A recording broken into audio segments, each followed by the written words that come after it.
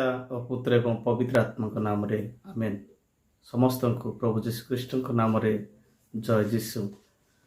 आसतु मोर प्रिय भाई बुढ़ी मैंने आज आम सादा तपस्या कालर चतुर्थ रविवार आम पदार्पण करछु। द्वितीय वर्ष आज प्रथम पठन जोशुआ ग्रंथर पाठ 5 अध्याय 9 ରୁ 12 पद एवं द्वितीय पठन द्वितीय कोरिन्थियो 5 अध्याय 17 ରୁ 21 पद एवं सुषमाचार लूक 15 अध्याय 1 ରୁ 3 एवं 11 ରୁ 32 पद पर्यंत।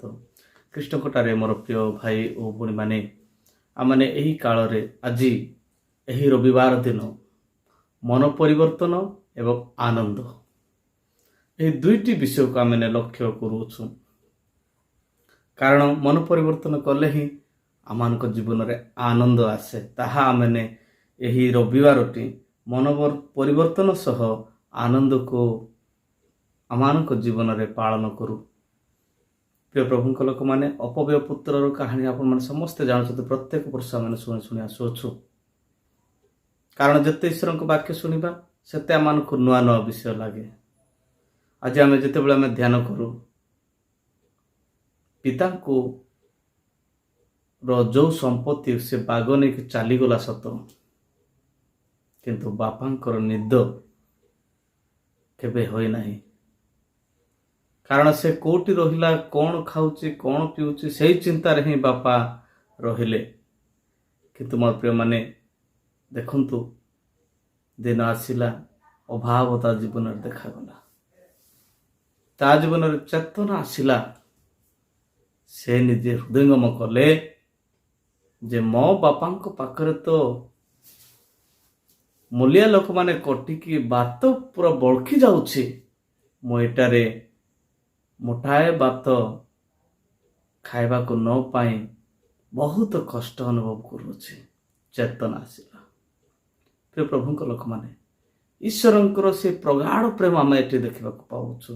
जदि आपण माने देखंती जेसाय 43 अध्याय 4 पदरे से कहती मु तुमको प्रेम करुछि मो दृष्टि तुम जन मूल्यवान अट। कारण ईश्वर दृष्टि बा पिता दृष्टि आम समस्ते मूल्यवान। से आम को प्रेम कर पृथ्वी को पठाई अछंती। प्रभु लोक मैंने से जिसाय 49:15 पदरे से कहती माँ शिशु को भूली जाई पारे किंतु मु तुमको कदापि भूलिबी नहीं।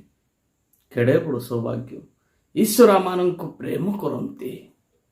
से प्रेम आमान को परिप्रकाश करती। प्रिय प्रभु लोक मैंने देखो से जिते से अपव्य पुत्रटी से फेरी आसिला चेतना पाई से कौन आसिला पाद गोटे पाद आग को बढ़ला कौन कहला निजे से स्वीकार कला चेतना को आसचे मु मोर बापा पाख को फेरी जीवी एवं कहिबी तुम विरुद्ध रे एवं ईश्वर विरुद्ध रे मो पाप करिछि बापा मते तुमे क्षमा कर। एवं एमिति कहिबी जे मु तोर संतान होई बा पुओ होई रहिबार योग्य नुहे मते गोटे मूल्या परि तुमर घरे रख बोली कहिबी बोली से निवेदन करिबी बोली चेतना से आसिला। प्रिय प्रभु लोक माने जे परिवर्तन होई जदि फेरे स्वर्ग रे मध्य आनंद अछि। लूक 15 अध्याय 7 पद जदि आपण देखिबे सेटार प्रकाश करे जो माने मन परिवर्तन करके जदि फेरंती प्रभु को निकटकू स्वर्ग रे आनंद देवदूत माने आनंद करते। प्रिय प्रभु को भक्त दास माने आपण माने ध्यान करंतु जे आज मु आपण मान को निकट 6टी विषय उपस्थापन करबा को चाहे। लूक 15 अध्याय 20 पदर जदि आपण माने ध्यान करिवे सेटा प्रकाश करे से पेरी भाईतिबा तांकर पुत्र पाई से आलिंगन एवं चुंबन देले। जदि ध्यान करिबा मोर प्रिय माने प्रभु कौन सी कंडीशन रे तांको ग्रहण कले ना क्यों बा पचारे ना जे तोर संपत्ति कुआड़े गला बोले पचारे ना बिना शर्त रे बिना कंडीशन रे प्रभु तांको एक्सेप्ट कले ग्रहण कले प्रेम। जदि आपण माने देखंती आउ जदि 22 पद आज सुषमाचार 22 पद देखिबे प्रभु तांको कहिले ବାପା ତାଙ୍କୁ କହିଲେ ଯାଅ ଜଲ୍ଦି ଯାଅ ତାଙ୍କୁ ଉତ୍ତମ ବସ୍ତ୍ର ପିନ୍ଧାଅ। କୌଣସି ବାପା ଜାଗତିକ ବାପା ଏପରି କହିବ? ଏତେ ସମ୍ପତ୍ତି ସବୁ ଅପବ୍ୟୟ କଲା, ତାକୁ ଆଉ କାହିଁକି ତମେ ଘରକୁ ଆଣୁଛ ବୋଲି କହିଥାନ୍ତା। ନାଇଁ, ଈଶ୍ୱର ଆମମାନଙ୍କୁ ପ୍ରେମ କରନ୍ତି। ସେ କହିଲେ ଉତ୍ତମ ବସ୍ତ୍ର ଅର୍ଥାତ୍ ମର୍ଯ୍ୟାଦା, ପୁଅର ମର୍ଯ୍ୟାଦା ସେ ତାହାଙ୍କୁ ପ୍ରଦାନ କଲେ। ଏବଂ ସେ 22 ପଦରେ ଆଉ ଦୁଇଟି ବିଷୟ ଦେଖିବା। ହାତରେ ମୁଦି ଯେତେବେଳେ ତାଙ୍କୁ ପିନ୍ଧାଇଲେ, ପୁତ୍ରର ପରିଚୟ ତାଙ୍କୁ ଦେଉଛନ୍ତି। ପିତା ପୁତ୍ରକୁ ଯେପରିକି ପ୍ରେମ କରେ, ପ୍ରେମର ଚିହ୍ନ ସ୍ୱରୂପେ ସେ ମୁଦ୍ରିକା ତାଙ୍କୁ ଦେଲେ। ଏବଂ ପାଦୁକା, ଜଲ୍ଦି ଯାଅ ତାଙ୍କୁ ଚପଲ କିଣିକି ଆଣ ପିନ୍ଧାଅ ବୋଲି କହିଲେ।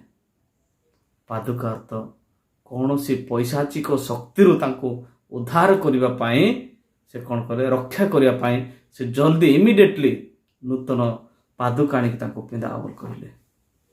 ଯଦି ଆପଣମାନେ 23 ପଦରେ ଦେଖନ୍ତି, ହୃଷ୍ଟ ପୃଷ୍ଟ ବାଛୁରୀ ମାର ବଜି କର, ଆନନ୍ଦ କର। କାହିଁକି କହିଲେ? କାରଣ ମୋର ପୁଅ ଯେ ହଜି ଯାଇଥିଲା, ମୋର ପୁଅ ଯେ ମରି ଯାଇଥିଲା, ସେ ଫେରି ପାଇଛି, ସେଇ ଆନନ୍ଦରେ ତମେ ଆନନ୍ଦ କର ବୋଲି ତାଙ୍କୁ କହିଲେ। ହୃଷ୍ଟପୃଷ୍ଟ ବାଛୁରୀ ଅର୍ଥାତ୍ ଈଶ୍ୱରଙ୍କର ବାକ୍ୟକୁ ବୁଝାଏ। ସେଦିନ ପ୍ରବକ୍ତା ଜେରେମିୟାକୁ ପ୍ରଭୁ କହିଲେ, ମୋର ବାକ୍ୟ ତୁମେ ଖାଅ, ତାପରେ କେମିତି ଲାଗୁଛି ତାହା ଅନୁଭବ କରିକି ତମେ ଅନ୍ୟମାନଙ୍କୁ ଜଣାଅ, ଅନ୍ୟମାନଙ୍କ ନିକଟରେ ପ୍ରଚାର କର।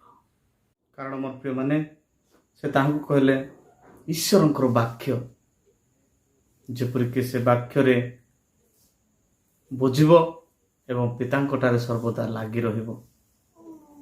ଏବଂ ଆପଣମାନେ 25 ପଦରେ ଯଦି ଧ୍ୟାନ କରିବେ ଦେଖିବେ, ବାଦ୍ୟ ଏବଂ ନୃତ୍ୟ, ବାଦ୍ୟ ନୃତ୍ୟ କଥା ଯଦି ଆପଣମାନେ ଦେଖନ୍ତି, ତାହା ଏକ ଆନନ୍ଦର ପ୍ରତୀକ, ଯାହା ଆମେ ସମସ୍ତେ ଅବଗତ ଏବଂ ଜାଣୁ। ବାଦ୍ୟ ନୃତ୍ୟ ହେଲେ କ'ଣ ହୁଏ, ଆମମାନେ ଖୁସିରେ ଯେତେବେଳେ ଆମେ ପାଇଥାଉ, ଖୁସିରେ ଆନନ୍ଦ କରୁ।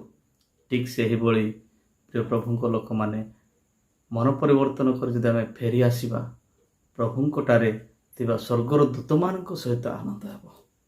ମୁଁ ଏବଂ ଆମେ ସମସ୍ତେ ପରିବର୍ତ୍ତନ ହେବା, ପ୍ରଭୁକୁ ବିଶ୍ୱାସ କରିବା ଏବଂ ପ୍ରଭୁଙ୍କ ନିକଟକୁ ଫେରିଯିବା।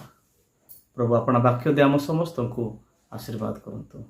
ପିତା ଓ ପୁତ୍ର ଏବଂ ପବିତ୍ର ଆତ୍ମାଙ୍କ ନାମରେ ଆମେନ୍। ସମସ୍ତଙ୍କୁ ପ୍ରଭୁ ଯୀଶୁଙ୍କ ନାମରେ ଜୟ ଯୀଶୁ।